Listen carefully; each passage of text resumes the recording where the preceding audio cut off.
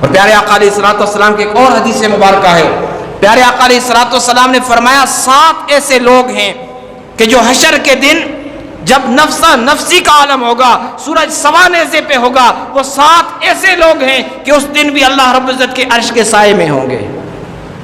رب فرمائے گا انہیں میرے عرش کے سائے میں لے آؤ۔ وہ 7 ایسے ہیں کہ جن کو رب کے محبوب نے فرمایا ہے کہ حشر کے دن رب کے عرش کے سائے کے اندر ہوں گے، وہ 7 لوگ ہیں۔ وہ 7 کون سے ہیں؟ پیارے آقا علیہ الصلوۃ والسلام نے فرمایا پہلے عادل حکمران، فرمایا عادل حکمران، عدل کرنے والا، انصاف پہ مبنی فیصلے کرنے والا۔ جب ایسا حکمران ہو، جناب عمر رضی اللہ تعالیٰ عنہ کو دیکھ لے، آپ عدل پہ انصاف پہ فیصلے کیا کرتے تھے، اور سامعین محترم آپ کا انداز یہ تھا کہ آپ ہر معاملے پہ عدل اور انصاف سے کام لیا کرتے تھے۔ ایک مرتبہ زلزلہ آیا اور آپ نے زمین پہ اپنی ایڑی ماری، اور ایڑی مار کے فرمایا اے زمین تو کس وجہ سے ہل رہی ہے، کس وجہ سے حرکت میں آ گئی ہے؟ کیا عمر نے کوئی نا انصافی کر دی ہے؟ کیا عدل کے اندر کوئی کمی آ گئی ہے؟ عمر کا اتنا کہنا تھا کہ زمین وہیں پہ رک گئی۔ سامعین محترم پیارے آقا کی اس حدیث اور حضرت عمر کے اس عمل سے پتا چلا کہ جس طرح پیارے آقا نے فرمایا تھا کہ عادل حکمران یہ رب کی رحمت ہے، اور وہ حکمران کل اللہ کے عرش کے سائے میں ہوں گے۔ تو سامعین محترم اس دنیا کے اندر اگر آپ کو کوئی بھی منصب ملا ہے، ضروری نہیں ہے کہ آپ کو بادشاہت مل جائے۔ اگر اس مسجد کے اندر ہیں تو آپ مسجد کے سربراہ ہیں، تو مسجد کے حکمران ہیں۔ آپ گھر کے اندر ہیں تو گھر کے حکمران ہیں، گھر کے سربراہ ہیں تو آپ کے گھر کے بارے میں آپ سے پوچھا جائے گا۔ آپ کے نیچے 2 3 4 بھائی ہیں تو ان کے متعلق آپ سے سوال کیا جائے گا۔ آپ کے نیچے اسکول ہے تو اسکول کے متعلق پوچھا جائے گا۔ آپ کے نیچے اگر مسجد ہے تو مسجد کے متعلق آپ سے پوچھا جائے گا۔ آپ کسی علاقے کے ممبر ہیں، اس علاقے کے بارے میں آپ سے پوچھا جائے گا۔ آپ MPA ہیں تو اس حساب سے آپ سے پوچھا جائے گا۔ MLA ہیں تو اس حساب سے پوچھا جائے گا۔ تحصیل ناظم ہیں تو اس انداز سے پوچھا جائے گا۔ اگر ٹھیکیدار ہے تو آپ کے مزدوروں کے متعلق آپ سے پوچھا جائے گا، جو کہ ان کے اوپر آپ کی حکمرانی ہے۔ آپ کتنا عدل کرتے ہیں یہ آپ سے پوچھا جائے گا، آپ کتنا انصاف کرتے ہیں۔ تو پیارے آقا علیہ الصلوۃ والسلام نے فرمایا عادل حکمران اس دن جب سورج سوا نیزے پہ ہوگا، رب کے عرش کے سائے کے نیچے ہوگا۔ پھر پیارے آقا علیہ الصلوۃ والسلام نے فرمایا دوسرا وہ شخص جس نے اپنی جوانی اللہ کے ذکر کے اندر گزار دی ہو، جس نے اپنی جوانی اللہ کے ذکر اور اللہ کی فکر میں گزار دی ہو۔ سامعین محترم دل پہ ہاتھ رکھ کے فیصلہ کرے، آج ہماری مسجدیں نوجوانوں سے خالی ہیں۔ آج بوڑھے دیکھیں تو مسجدوں میں نظر آتے ہیں، آج مسجدوں کی صفوں میں نظر آتے ہیں، بچے دیکھیں تو مسجد کی صفوں میں نظر آتے ہیں، لیکن نوجوان کدھر جاتے ہیں؟ رات کو موبائل کے ساتھ، صبح پھر بستر پہ سوتے سوتے گزار دیتے ہیں، دن کو کھیلتے ہوئے نماز کو ضائع کر دیتے ہیں۔ پیارے آقا علیہ الصلوۃ والسلام نے فرمایا ایسا نوجوان کہ جس کی جوانی اللہ کے ذکر کے اندر، اللہ کے ذکر کی فکر کے اندر گزار دی، تو فرمایا وہ اس دن حشر کے میدان میں رب کے عرش کے سائے کے نیچے ہوگا۔ پھر پیارے آقا علیہ الصلوۃ والسلام نے فرمایا وہ بندہ، وہ شخص کہ جس کو مال ملا اور عورت ملی، اور یہ مال یہ عورت اس طرف لے کے جانا چاہتی تھی کہ یہ گناہ کر لے، لیکن اس نے اس وجہ سے پناہ مانگی کہ میرا رب مجھے دیکھتا ہے، تو فرمایا وہ اللہ کے عرش کے سائے کے نیچے ہوگا۔ پھر پیارے آقا علیہ الصلوۃ والسلام نے فرمایا چوتھا وہ شخص اللہ رب العزت کے عرش کے سائے کے اندر ہوگا کہ ایک ہاتھ سے رب کی بارگاہ میں دیا، دوسرے ہاتھ کو اس کو خبر بھی نہ ہوئی۔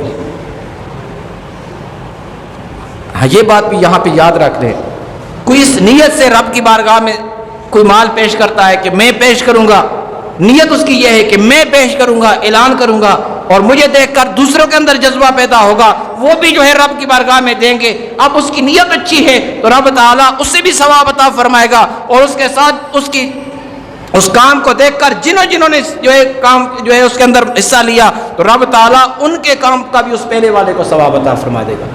مثال کے طور پر مسجد کی تعمیر ہو رہی ہے، ایک بندے نے اعلان کر دیا میں 1 سیمنٹ کی بوری دوں گا، یہ مسجد کا کام شروع کر دو۔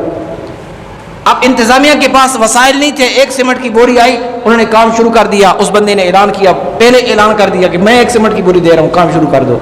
اب اسے دیکھ کر دوسرے نے کہا میں 2 دے رہا ہوں، کسی نے کہا میں اینٹوں کی ٹرالی دے رہا ہوں، کسی نے کہا میں ریت دے رہا ہوں. اب جتنے وہ دیتے گئے حتیٰ کہ مسجد تعمیر ہو گئی.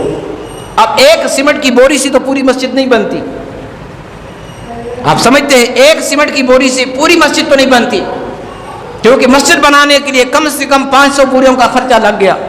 اب اتنی خوبصورت مسجد بنا دی گئی، لیکن جس بندے نے وہ ایک بوری سب سے پہلے دی اور اعلان کر کے دیا کہ میں یہ ایک بوری دے رہا ہوں، اسے دیکھ کر جتنوں نے بھی حصہ ملایا، اب وہ حصہ ملانے والے اس ایک بندے کی بوری کی قیمت 1000 کی تھی.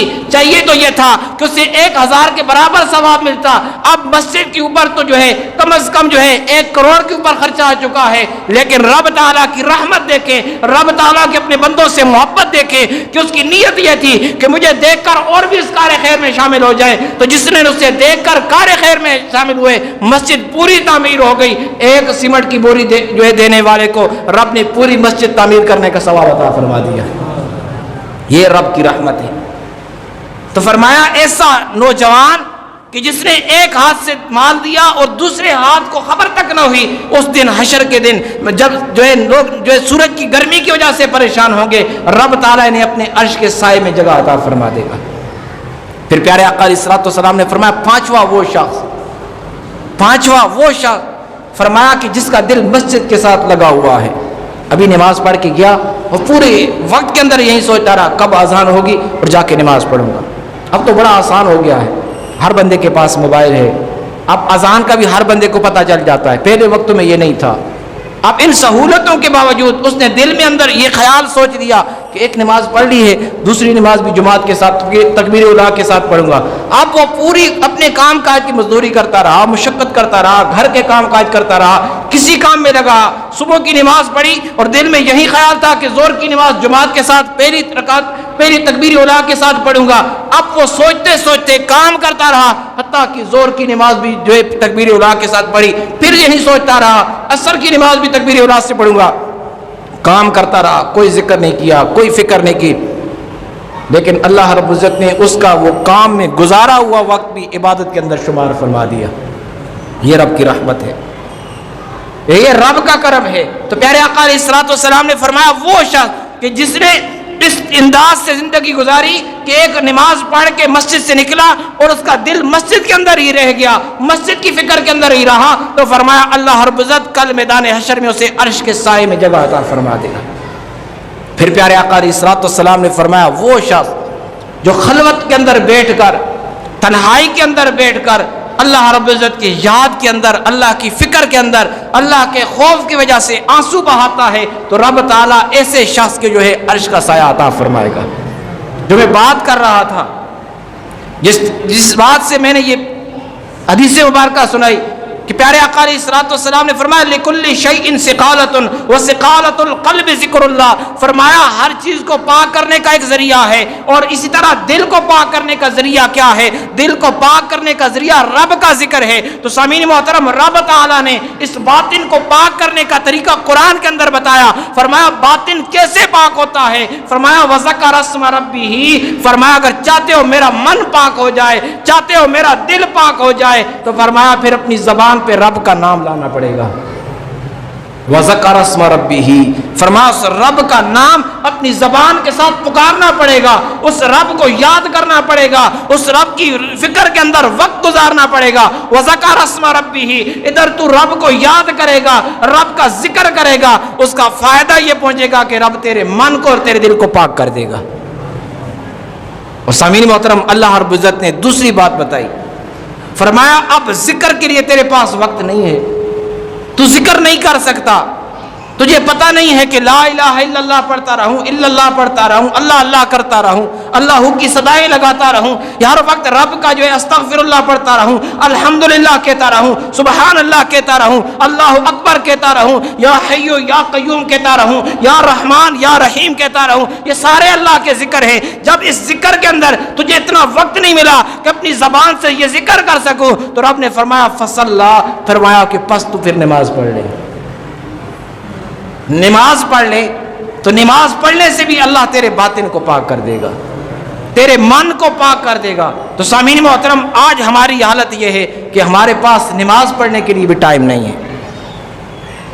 جمعے کی یہ سعادتیں ہیں، پیارے آقا علیہ الصلوۃ والسلام کا فرمان اگر سامنے رکھا جائے، قرآن مجید کی آیات سامنے رکھی جائے، اللہ رب العزت نے فرمایا یا ایھا الذین آمنوا اذا نودی للصلاۃ من یوم الجمعۃ فاسعوا الی ذکر اللہ، فرمایا اے مومنوں، اے ایمان والو، اذا نودی للصلاۃ، فرمایا جب تمہیں نماز کے لیے پکارا جائے یوم الجمعۃ، جمعے کے دن، فرمایا فاسعوا الی ذکر اللہ، فرمایا پھر بھاگتے ہوئے اللہ کے ذکر کی طرف آؤ، چل کر نہیں، بھاگتے ہوئے، فاسعوا، جلدی کے ساتھ اللہ کے ذکر کی طرف آؤ، وذروا البیع، اور فرمایا تجارت کو چھوڑ دو، کام کاج کو چھوڑ دو، ہر چیز کو ختم کر دو، اب صرف اور صرف بھاگتے ہوئے رب کے ذکر کی طرف آؤ، ذالک خیر، فرمایا یہ تمہارے لیے بہتر ہے۔ اگر چاہتے ہو کہ میں بہتری کی طرف چلا جاؤں، میں کامیابی کی طرف چلا جاؤں، چاہتے ہو میں جو ہے فلاح کی طرف چلا جاؤں، میں کامیاب ہو جاؤں، تو رب نے کامیابی کا طریقہ بتا دیا ہے، رب تعالیٰ نے کامیابی کی کنجی بتا دی ہے، رب تعالیٰ نے کامیابی کی سیڑھی لگا دی ہے۔ اے بندے تو چاہتا ہے اگر کامیابی کی طرف آئے، اگر چاہتا ہے کہ اس منزل کو پا لے، تو فرمایا منزل کو پانے کے لیے یہ ضروری ہے کہ جب رب کی ذکر کی پکار ہو جائے پھر ہر چیز چھوڑ دے، پہلے رب کا ذکر کر۔ جب ہر چیز سے پہلے تو رب کو یاد کرے گا تو سامعین محترم خود رب نے اعلان فرمایا فاذکرونی اذکرکم، فرمایا تو میرا ذکر کرنے والے بن جا، اگر تو میرا ذکر کرنے والا بن جائے گا تو مجھے رب رب کہے گا، میں اپنے کرم کے دروازے تیرے لیے کھول دوں گا، تو مجھے سبحان اللہ کہہ کے پکارے گا۔ اب سبحان اللہ کا معنی کیا ہے؟ کہ اللہ رب العزت ہر چیز سے پاک ہے، ہم اگر نبی کہیں تو رب پھر بھی پاک ہے، ہم ذکر نہ بھی کریں تو رب پھر بھی پاک ہے، ہر چیز پر قادر بھی ہے، اس کی قدرت بھی ہے، جو چاہے کر سکتا ہے، کوئی اس سے سوال نہیں کر سکتا، کسی کی مجال کیا ہے کہ اس سے سوال کرے، وہ جو چاہے کر سکتا ہے، جیسا چاہے کر سکتا ہے، جب چاہے کر سکتا ہے، جہاں چاہے کر سکتا ہے، جس انداز سے چاہے کر سکتا ہے، جس طریقے سے چاہے کر سکتا ہے، اسی کی قدرت ہے۔ ان اللہ علی کل شیء قدیر، ہر چیز پہ قادر ہے، جیسا چاہے، جہاں چاہے، جب چاہے، اس کے ہاں تو جب اور جس کی ضرورت نہیں، وہ جہاں پہ چاہے جو چاہے، کن فیکون کا مالک ہے، وہ رب جو چاہے کر سکتا ہے۔ لیکن رب نے فرمایا اے بندے تو مجھے سبحان کہہ کے پکارتا ہے، تو مجھے یہ کہہ کے پکارتا ہے کہ پاک ہے میرا رب، تو نے مجھے پاک کہا، اے بندے تو کیا سوچتا ہے، تو مجھے پاک کہتا ہے، ہاں میں ہوں پاک، ہاں میرے اندر، میری پاکی کے اندر کوئی شک نہیں، تو نے مجھے پاک کہا ہے، جا اے انسان، جا میرے بندے، تو نے مجھے پاک کہا، بدلے میں نے تیرے گناہوں کو معاف کر کے تجھے پاک بنا دیا۔ ایک مرتبہ تو پاک کہے تو رب تیرے سارے گناہوں کو معاف کر دے، یہ بھی نہ دیکھے کہ بندہ تو میرے ساتھ شرک کرتا رہا، یہ بھی نہ دیکھے کہ یہ بندہ تو تکبر کرتا رہا، یا رب تو یہ بھی نہ دیکھے کہ یہ بندہ فخر اور غرور کے اندر تھا، تو ایک مرتبہ سبحان اللہ کہے تو رب تیرے سارے گناہوں کو معاف کر دے۔ خود رب تعالیٰ نے فرمایا سبح اسم ربک الاعلی، فرمایا جب انسان تیری زبان پہ یہ تسبیح آ جائے، تیری زبان پہ یہ صدا آ جائے، سبح اسم ربک الاعلی، سر سجدے میں ہے اور تو زبان سے کہہ رہا ہے میرا رب وہ ہے جو سب سے بلند و بالا ہے، تو سر سجدے میں رکھ کے رب کو بلند و بالا کہتا ہے، وہ رب اعلان کرتا ہے میرے فرشتوں گواہ ہو جاؤ، اس نے اپنا سر میری بارگاہ میں جھکا دیا ہے اور مجھے سبحان ربی الاعلی کہہ رہا ہے، اے میرے فرشتوں تم گواہ ہو جاؤ، آج اس نے مجھے سب سے اعلیٰ کہا ہے، اے فرشتوں میں نے تم فرشتوں سے بھی اس کو افضل بنا دیا ہے۔ آج ان فرشتوں سے بھی افضل انسان کو کس وجہ سے بنا دیا گیا ہے؟ کبھی ایک لمحے کے لیے سوچا ہے کہ انسان فرشتوں سے افضل کیسے ہے، انسان فرشتوں سے اعلیٰ کیسے ہے، انسان فرشتوں سے اعلیٰ مقام پہ کیسے فائز ہو گیا؟ اس کی وجہ یہ ہے کہ اللہ رب العزت کو جب اس نے سبحان ربی الاعلی کہا تو رب نے فرشتوں سے اونچا مقام عطا فرما دیا۔ تو فرمایا وذکر اسم ربہ فصلی، فرمایا تو اگر چاہتا ہے کہ جس طرح میرا من پاک ہو گیا، میرا جو ہے جس طرح میرا یہ جسم، جس طرح یہ ظاہر پاک ہو گیا، اسی طرح میرا من اور باطن بھی پاک ہو جائے، تو پھر اس کے لیے رب کا ذکر کرنا پڑے گا، رب کے ذکر کے اندر اپنے آپ کو جو ہے مگن کرنا پڑے گا اور ہر چیز کو چھوڑ کر رب کے ذکر کے لیے وقت نکالنا پڑے گا۔